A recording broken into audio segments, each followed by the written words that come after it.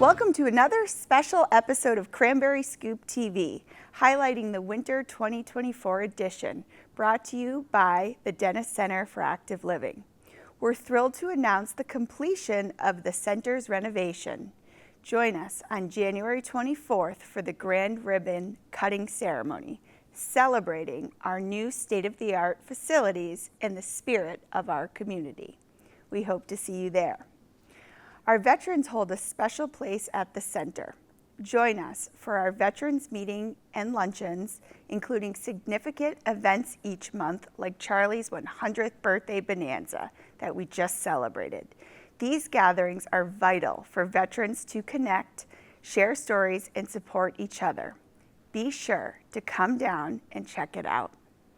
Our commitment to support our community programs like Destination Respite and the Golden Age program provide essential services enhancing the lives of our older adults and their caregivers, providing much-needed respite.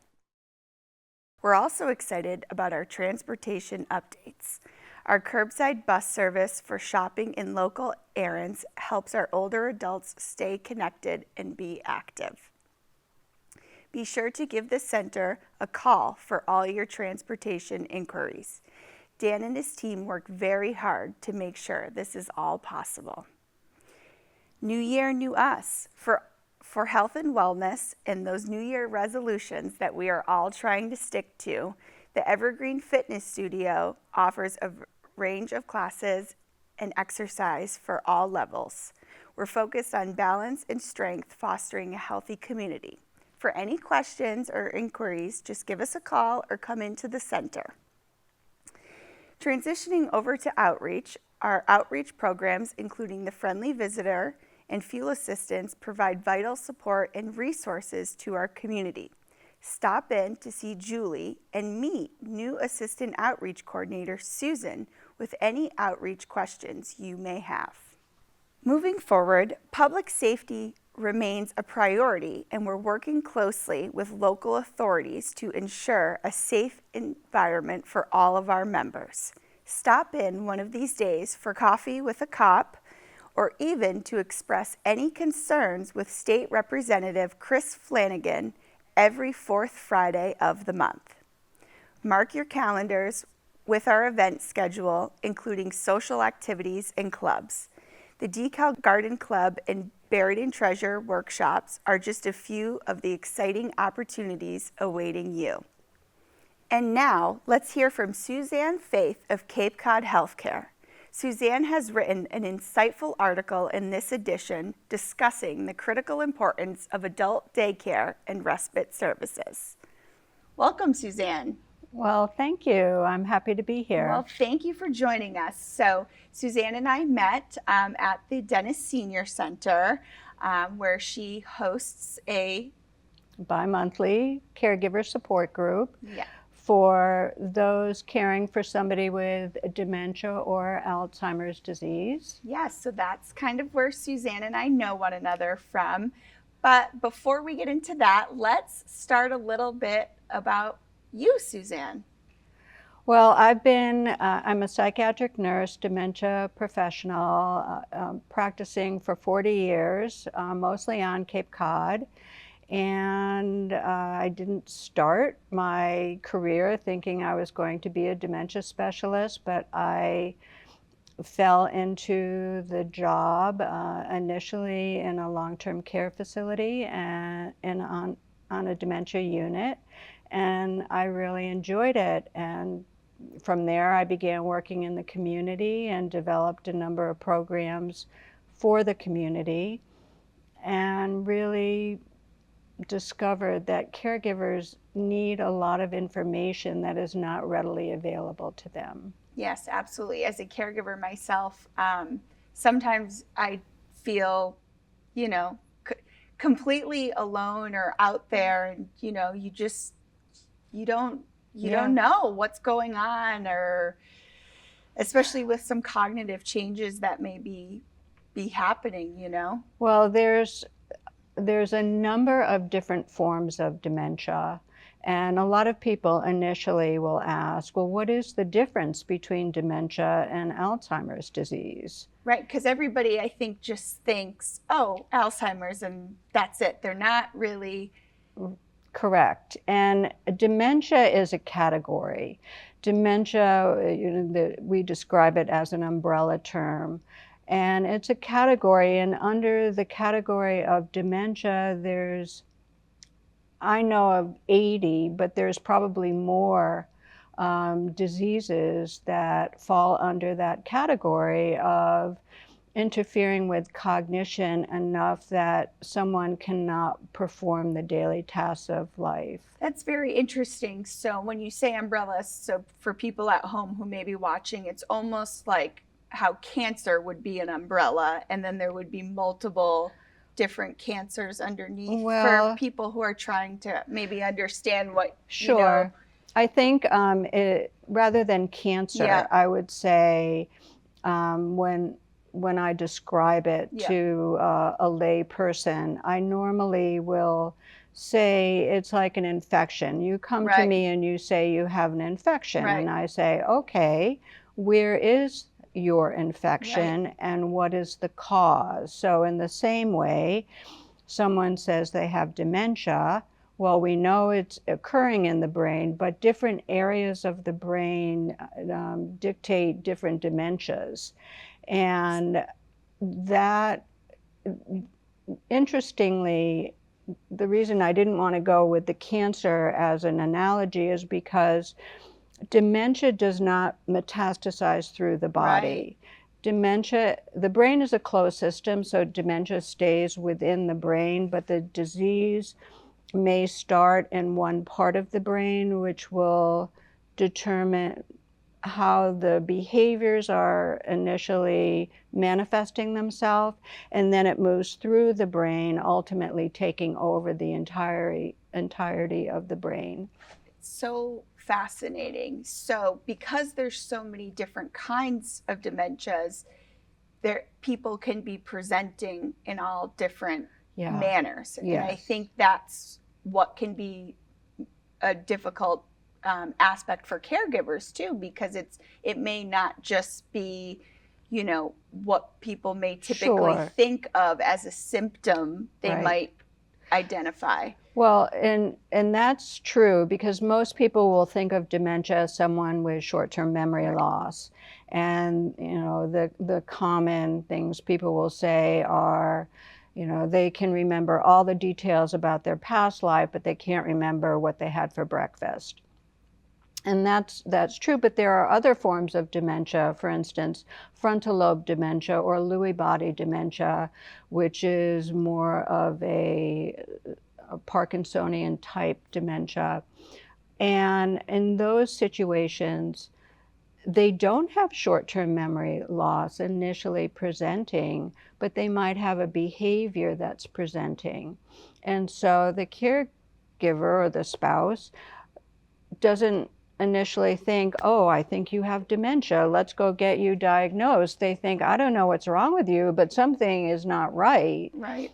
And the other thing I just thought of, which is very common, is that for many people, they initially present with depression. Interesting. And it's a pseudo-depression. So it looks as if they're depressed and they act as if they're depressed, but in actuality, when they do a memory screen or they have a CAT scan and a memory screen, it turns out that it's not depression at all. And certainly the physician or the neurologist might try them on an antidepressant, but if they recover, then truly that was a depression. If they don't recover, then they're looking at what kind of dementia may be occurring in that person. Absolutely. And would you say that a lot of people may think that this is something that only affects older people, but that's not really true? That isn't true. And there are, with Alzheimer's alone, there's the young onset, which is anybody diagnosed before age 65. And actually, unfortunately, we're seeing more of that and then the age-related Right. Alzheimer's. So again, anybody diagnosed after age 65. So in your realm with Cape Cod Healthcare and neurology, how do you guys begin, assessing or? So our program is, the formal name is the Dementia and Alzheimer's Caregiver Support Program. And we're a free service to anybody in the community that is a caregiver of someone with a diagnosis of dementia. You have to be the healthcare proxy of that individual, but that really, beyond the diagnosis and beyond being the healthcare proxy, those are the only two criteria we need, and you just make a phone call to our office. So there's a couple of points of entry for us. One, if you make a phone call and you say, I'm a caregiver, I'm dealing with this, I just don't know what to do, I don't know what I need to get organized, you can enter that way. If you go to the emergency room or you're admitted inpatient and you're discharged back to the community, it is now Department of Public Health law in Massachusetts that you are required to have a referral to a dementia care organization in the community. So we get all the referrals from the hospital. And Interesting. the third pathway, which is probably people would think the most logical, is the neurologist will see you, and then the neurologist gives us the referral, and we're now in the same building on Route 132 across from Toyota. That's the easiest landmark. And you'll see the sign for the Neuroscience Institute, and we're located there. And so those are the 3 points Right. of entry. So if somebody is watching this at home and they think that they're thinking this about themselves, or they're a caregiver and they think, well, I don't even have that dementia diagnosis yet. Where does that process begin? Can they, with the primary care? Yeah, or? so for most people, their initial diagnosis is they have a discussion with their primary care, and that can generally happen one of two ways. Often people who are having the problem are unaware that they have the problem because you can't remember what you don't remember. If someone is pointing that out to you, you think they're trying to manipulate you or play a trick on you. So it's usually a family member that will contact the doctor and say, there's something going on with my parent or my spouse. And so part of Medicare annual medical visit is that you can have the doctor do a baseline mini mental test. And if there's discrepancies there or they're unsure of that, the primary care will give a referral either to the psychologist at Lewis Bay, or they may just go ahead and do a CAT scan or an MRI. Yeah, I think that's something very important that you point out, is that it can be part of that annual exam. Yes. And, a lot of people that I talk to, caregivers in my line of work, they may just be starting out in their caregiving journey and may be a little uncomfortable with how to approach these sort of subjects. So I think that that's a really good little piece to know is, maybe when you guys arrive to the yearly physical, we can pull the primary aside and say, could we, conduct this little mini mental assessment where it's not being seen that you're taking over and, Exactly. And, if the individual is early on in the disease process, they may do quite well on it. But it's important to have a baseline year to year anyway, because down the road, a year from now, when you go back for your annual physical and you do your memory screen at your primary care's office, it's often then that the primary care might notice, There's a it's something, change. there is a change and something is going on. We don't want to wait until somebody is scoring fairly low, because the the the components of the care plan, which is what we work with caregivers on, really needs to occur as soon as possible. Right. Now, speaking of care plan, you did give me a copy of this care plan that you've come up with. So I did want to talk a little bit about that. So if you could just, for people watching at home, kind of go over that. Well, so if you were to call our office, or if your physician referred you to us, or the hospital, as I said, any point of entry, we will bring you in for a 90-minute free care planning session. And during that time, we have a checklist, and that's the checklist that you have in front of you. And so the first thing that we want to make sure of is that you really go to see an elder law attorney. And people will often say, well, I have my own family attorney.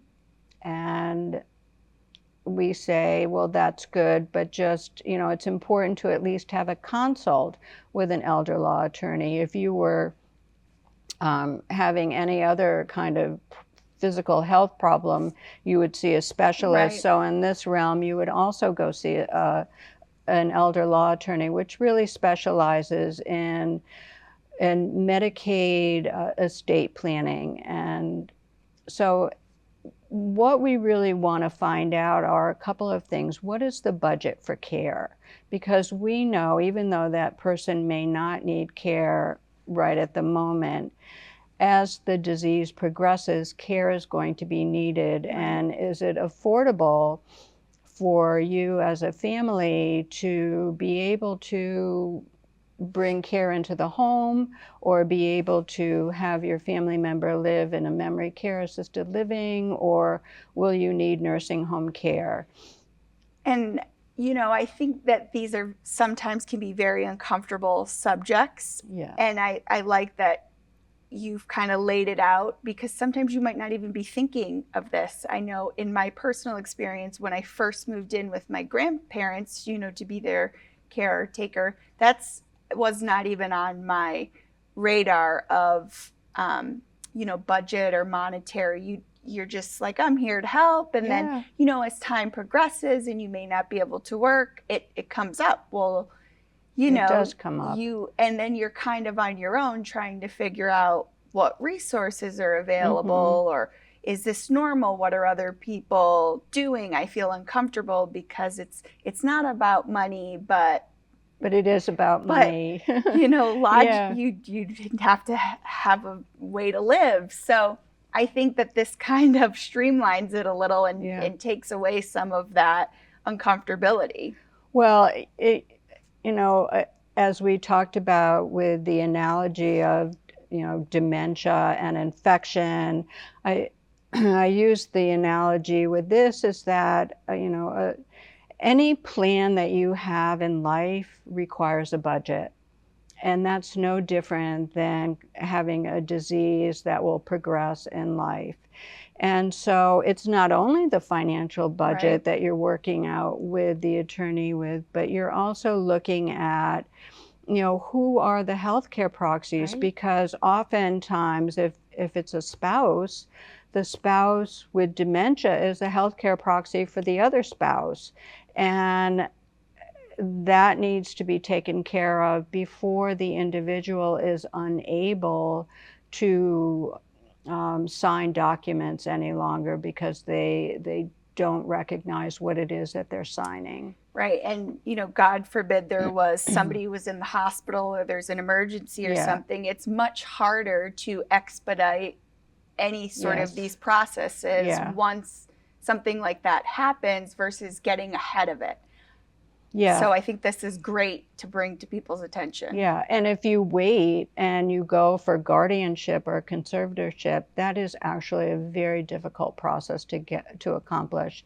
It's very expensive and it's done in the court. So if you're proactive, which we're helping our families, be exposed to, then we can get a lot of this done early on and make sure that the path is cleared for the more difficult job of actual physical caregiving down the road.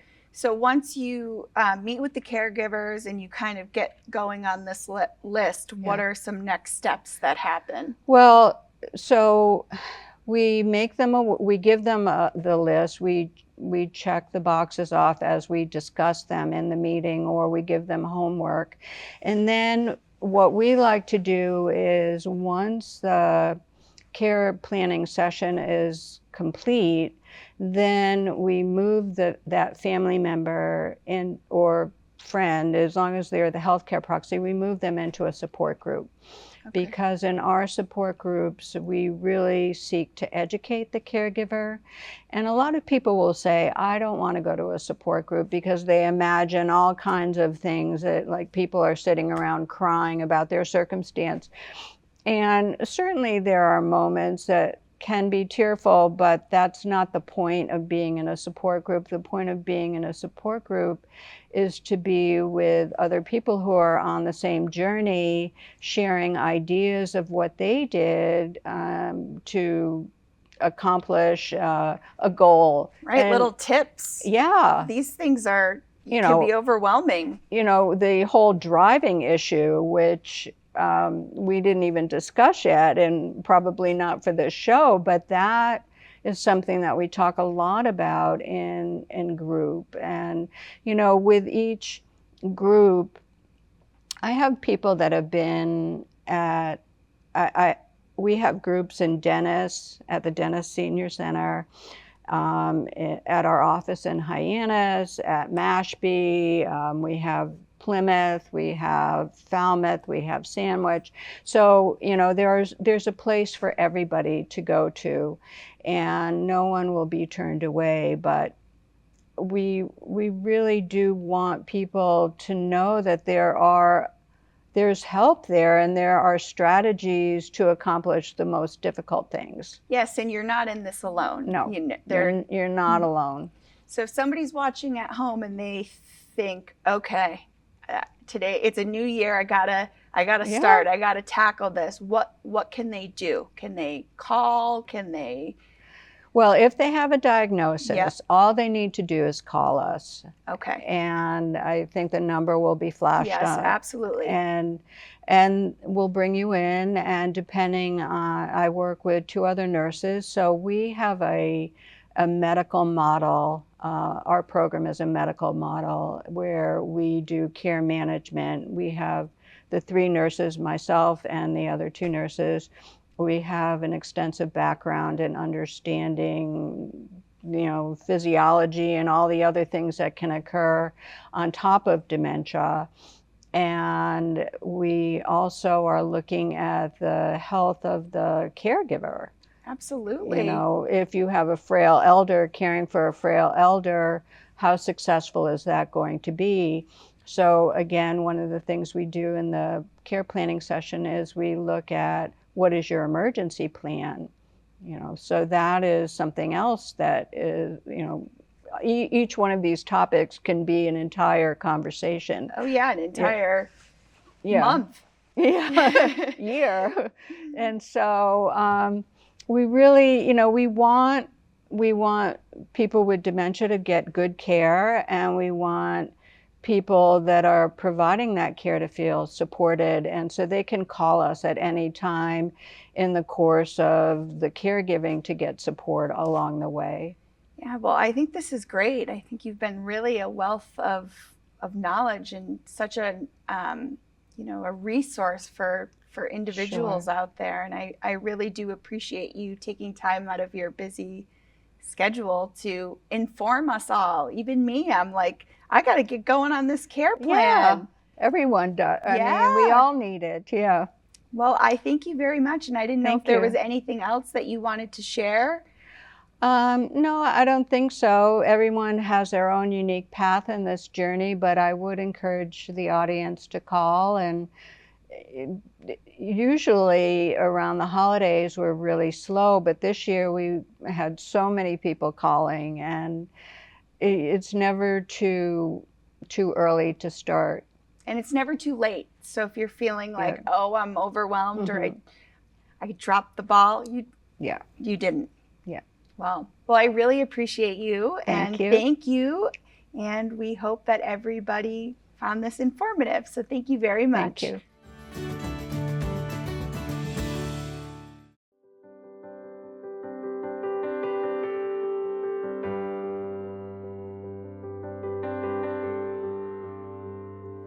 Hi, I'm Linda Colby, a member of the Elder Abuse Coalition. We can all do our part to help in this endeavor.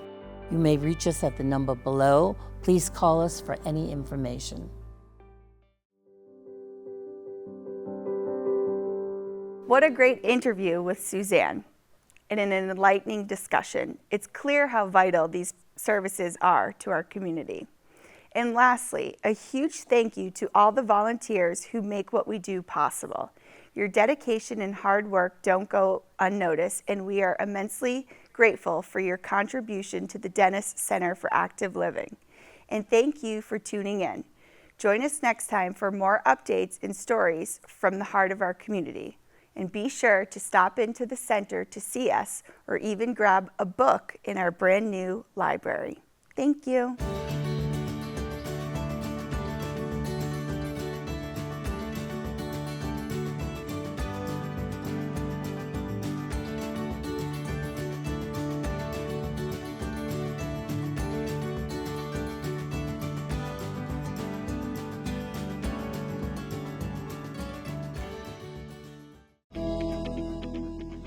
For over 50 years, Elder Services of Cape Cod and the Islands has been finding creative solutions to ensure we can all thrive as we age. We are your connection to the resources you need to stay safe, healthy, and independent. Cape Cod and the Islands can be a great place to grow older. Every town in our area has a robust and vibrant council on aging. And then there is us, Elder Services. We are the regional access point for federal and state-sponsored programs designed to support us while we age. Our agency coordinates home-delivered meals, manages home health care and personal services, supports family caregivers, offers meaningful volunteer opportunities, investigates allegations of abuse and neglect, and so much more. Please visit our website to learn more before you need us, or call us if you need services now.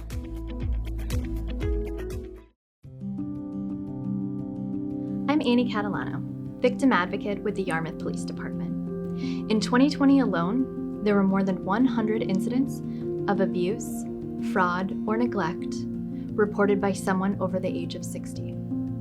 I joined the Elder Abuse Coalition to let the local community know that I'm here to help connect you with support services and safety options.